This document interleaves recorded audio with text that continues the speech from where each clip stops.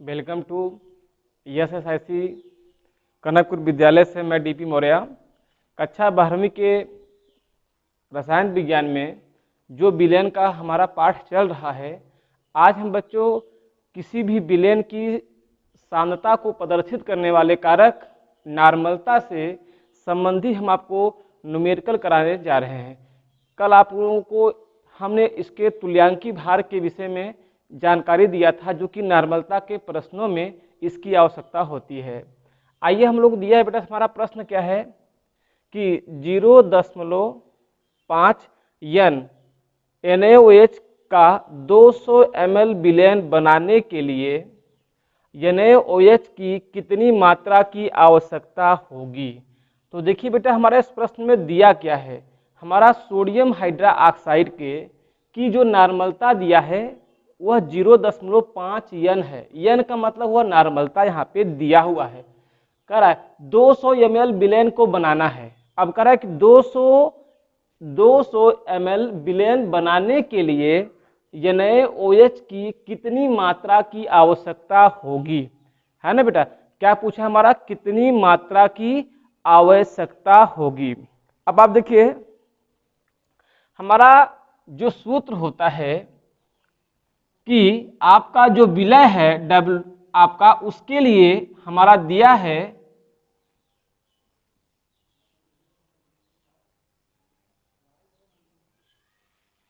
ये, हमारा दिया है कि जो विलय हमारा आपका है उसके लिए हमारा जो आपको इसमें निकालना है कि उसका भार क्या होगा। तो हम कहेंगे कि किसी भी विलयन का, या इसी सूत्र को हम लोग ऐसा मानते हैं कि N बराबर होता है कि W इंटू 1000 बटे E इंटू B, जहाँ B बेटा हमारा एक किस में लेते हैं हम लोग, तो कहते हैं ml में। किसी भी विलयन की नॉर्मलता को ज्ञात करने का यह सूत्र होता है, जहाँ बेटा W हमारा क्या है, विलय का भार है, और E क्या होता है, विलय का तुल्यांकी भार, और V क्या होता है, विलयन का आयतन हमारा है। तो पहले देखिए बच्चों, क्या क्या आपको दिया है इस प्रश्न में। दिया क्या है हमारा, दिया है इस प्रश्न में, हम लोग कहेंगे कि नॉर्मलता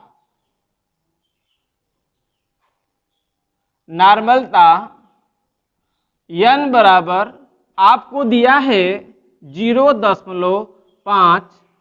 ओके, हमारा दिया विलयन का आयतन, विलयन का आयतन V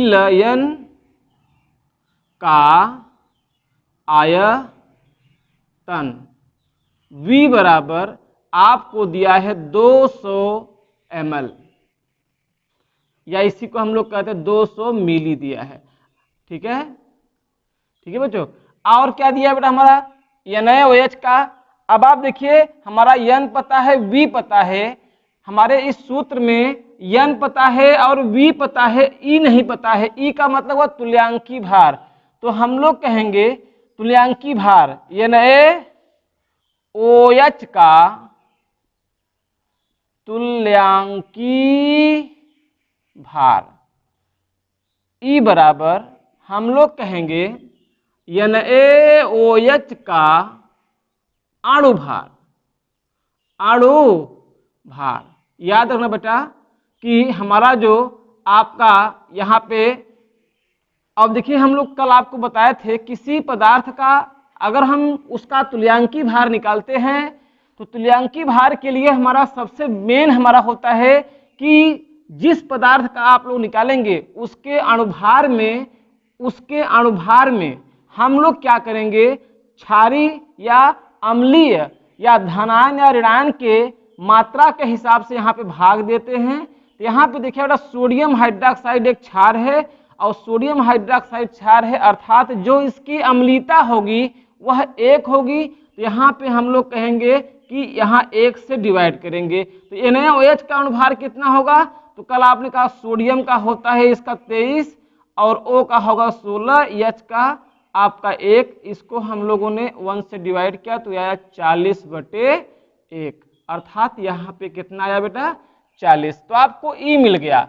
अब हम लोग क्या कहेंगे, हमारा विलयन दिया है आयतन में, तो हम लोग कहेंगे विलय की या करण NaOH की कितनी मात्रा की आवश्यकता होगी, तो कहेंगे NaOH की मात्रा W बराबर EnV/1000। ये सूत्र हम लोग लगा देंगे। तो यहाँ पे E का मान हमारा है बेटा 40, N का मान 0.5 और V का मान दिया है कितना 200/1000, है ना।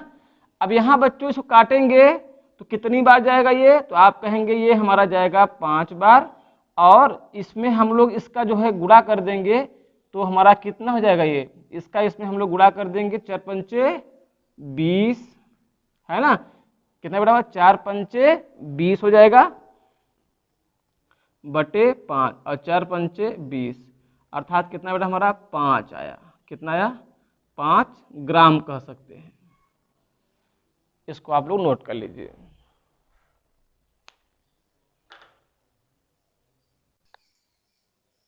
अब देखिए बच्चों, अगले क्वेश्चन में हमारा जो है आपको दिया है कि 1.325 ग्राम निर्जल सोडियम कार्बोनेट को जल में घोलकर 250 ml का विलयन बना दिया गया, तो इस विलयन की नॉर्मलता क्या होगी।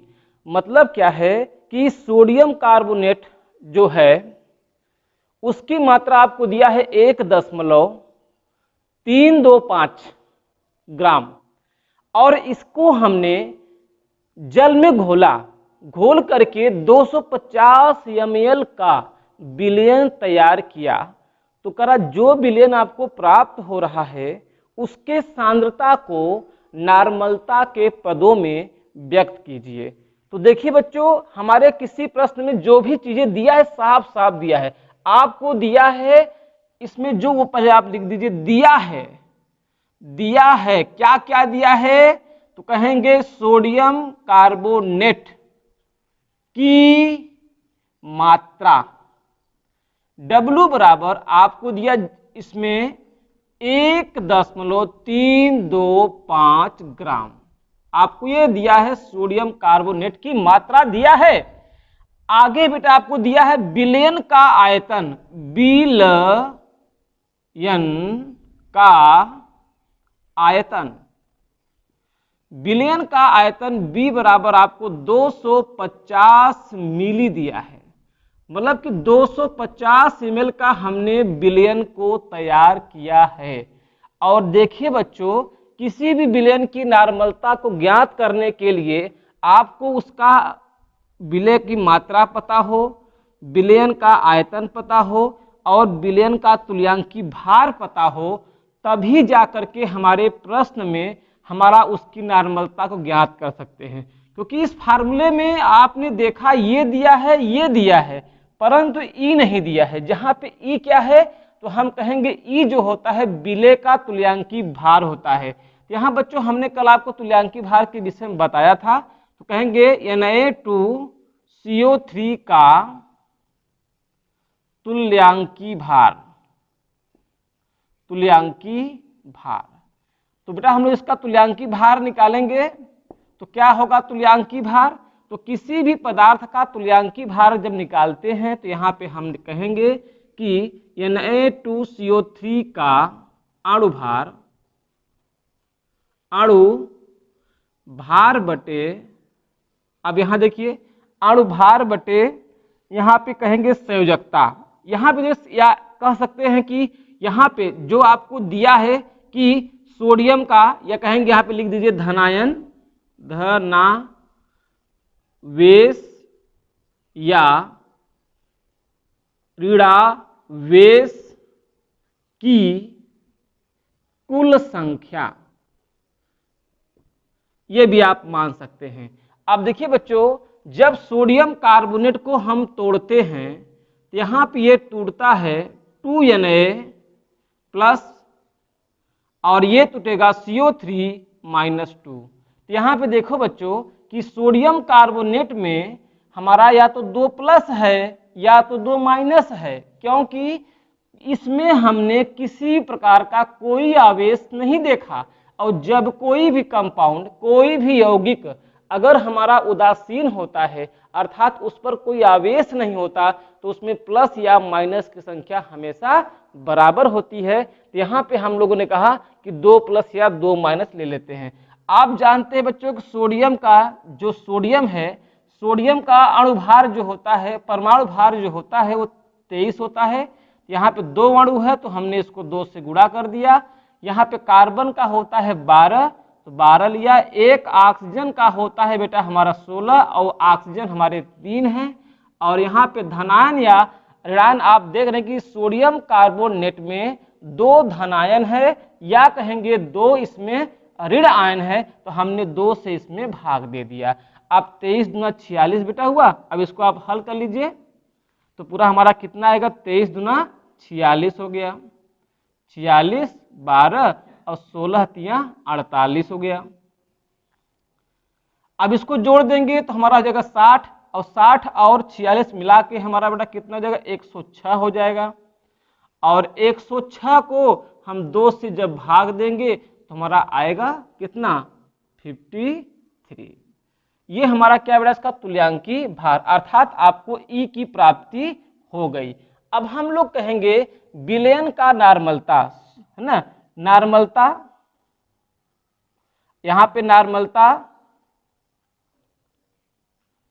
n बराबर आप लोग कहेंगे ई वी, क्या सॉरी, नार्मलता बराबर होगा W इंटू 1000 बटे ई गुणते V, और V किसमें हम लोग लेंगे बेटा, मिलीलीटर में, ml में दिया होगा तो यहाँ पे हम लोग इसको करेंगे। हम चाहते तो हम अपने जो आयतन को जो ml में दिया है इसको हम लोग लीटर में चेंज कर सकते थे, लेकिन यहाँ पे हमने वही सूत्र लगा दिया, ठीक है ना। अब आप देखिए अगर यहाँ पे आयतन को लीटर में लेंगे तो यहाँ पे जो 1000 है उसको फिर हटा देंगे, फिर 1000 को नहीं लगाना है। अब देखिए बच्चों W का मान कितना हमारा दिया है, आप लोग कहेंगे तो W हमारा दिया है 1 यहाँ देखिए 1.325 और यह हमारा हुआ 1000 हो गया। ओके, और E का मान हमारा कितना दिया है, तो आप कहेंगे E का मान हमारा दिया है आपको 53, ठीक है ना। और V का मान कितना है, 250 दिया है, ठीक है बच्चों। अब देखिए इसको हम यहाँ बच्चे काटेंगे, इसको तुम्हारा कितने में जाएगा, ये 4 बार जाएगा। 250 से अगर मैंने 1000 काटा तो ये 4 बार गया, और 4 से इसमें हमने गुणा कर दिया। देखिए यहाँ हमारा कितना जाएगा, 4 पंचे 20 कहीं 0, और 4 दूना 8, 8 और 2 10, फिर 0 हमारा हुआ, 1 हमारा हासिल, 4 3 12, 12 1 13 हुआ, 13 का 3 और 4 1 4 और 4 1 5। दशमलव हमारा कितने अंक के बाद लगेगा बेटा, 3 अंक के बाद, तो हमने यहाँ पे लगा दिया। और नीचे हमारा कितना आएगा, 53 आएगा। और जब इसमें हमने 10 से ऊपर नीचे कर गुणा कर दिया या इसको मैंने काटा तो हमारा फाइनली आता है 0.1 n। यह हमारे विलयन की क्या हो गई, नार्मलता हो गई। इसको उतार लीजिए आप लोग और देखिए, समझने का प्रयास करिए। ये हमारे बोर्ड की परीक्षाओं में अक्सर आपसे पूछता है, तो इसको आप किताब से अपने अभ्यास भी करिएगा, और जहाँ भी डाउट हो आप लोग कमेंट करके पूछ सकते हैं। आपको जो विलयन का जो अगला हमारा सांद्रता का मतलब चलेगा न्यूमेरिकल, वो आपका होगा मोलरता एंड मोललता। इसके बारे में हम डिस्कस करने के उपरांत हमारा जो सांद्रता वाला पार्ट है वो खत्म हो जाएगा, और फिर हम लोग आगे बात करेंगे। धन्यवाद।